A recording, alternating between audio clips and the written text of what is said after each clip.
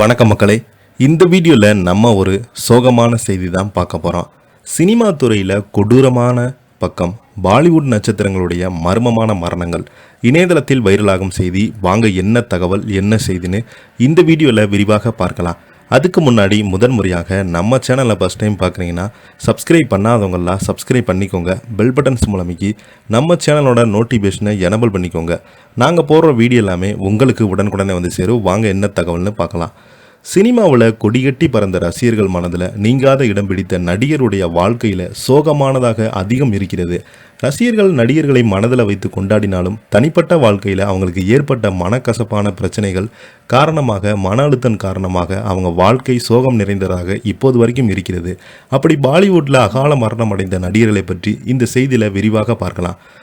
நடிகை ஸ்ரீதேவி பார்த்தீங்கன்னா 80 காலகட்டத்தில் தமிழ் சினிமா மட்டுமல்லாமல் ஹிந்தி, தெலுங்கு, கன்னடம், மலையாளம் என பல மொழி திரைப்படங்களில் கொடிகட்டி பறந்தாங்க நடிகையாக. ஸ்ரீதேவி இவங்க 2018ஆம் ஆண்டு துபாயில் எதிர்பார்த்த விதமாக நீரில் மூழ்கி உயிரிழந்து போனாங்க.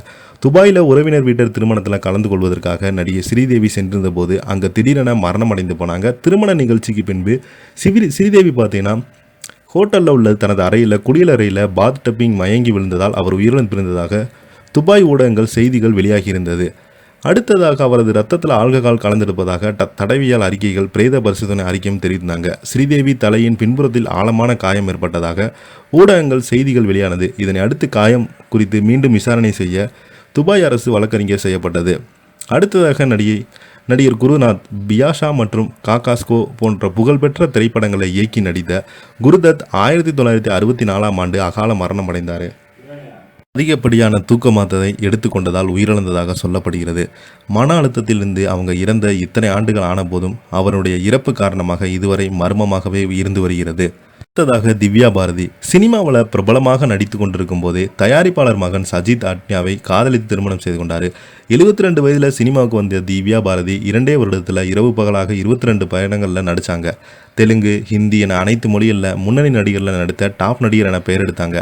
சினிமாவில் பிரபலமாக நடித்து கொண்டிருக்கும் போதே தயாரிப்பாளர் மகனை காதலித்து திருமணம் செய்து கொண்டு சினிமா விட்டு விலகினாங்க. 19 வயதில் மும்பையில் உள்ள ஒரு அடுக்குமாடி குடியிருப்பில் பால்கனியிலிருந்து விழுந்து அவங்க மரணம் அடைந்து போனாங்க. இந்த சம்பவம் குறித்து பல்வேறு சந்தேகங்கள் எழுந்து வந்தது.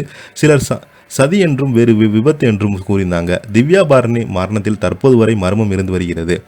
அடுத்ததாக ஜியாகான் படத்தில் துணிச்சலான கதாபாத்திரம் நடித்து கஜினி மற்றும் ஹவுஸ்ஃபுல் போன்ற படங்களை நடித்த ஜியாகான் 2013ஆம் ஆண்டு தனது 25 வயதில் மும்பையில் தனது வீட்டில் தூக்கிட்டு தொங்கிய நிலையில் கண்டெடுக்கப்பட்டாங்க. அவங்களுடைய தற்கொலைக்கு காரணம் என்னவென்று இதுவரையும் தெரியல.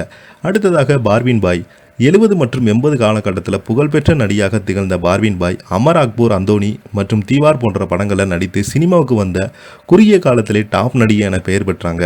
வாழ்க்கையில் ஏற்பட்ட மன அழுத்தத்தால் பாதிக்கப்பட்ட அவங்க தனது வாழ்நாள் முழுவதும் மன அழுத்தத்தால் போராடி வந்தாங்க. 2005ஆம் ஆண்டு மும்பையில் உள்ள தனது அடுக்குமாடி குடியிருப்பில் மர்மமான முறையில் இறந்து கிடந்தாங்க. இப்போ பார்த்தீங்கன்னா இதை பற்றி நீங்கள் என்ன கீழே உள்ள கமெண்ட் பாக்ஸில் மறக்காமல் பதிவிடுங்க. இந்த வீடியோ உங்களுக்கு பிடிச்சிருந்தா லைக் பண்ணுங்கள், ஷேர் பண்ணுங்கள், கமெண்ட் பண்ணுங்கள். நன்றி, வணக்கம்.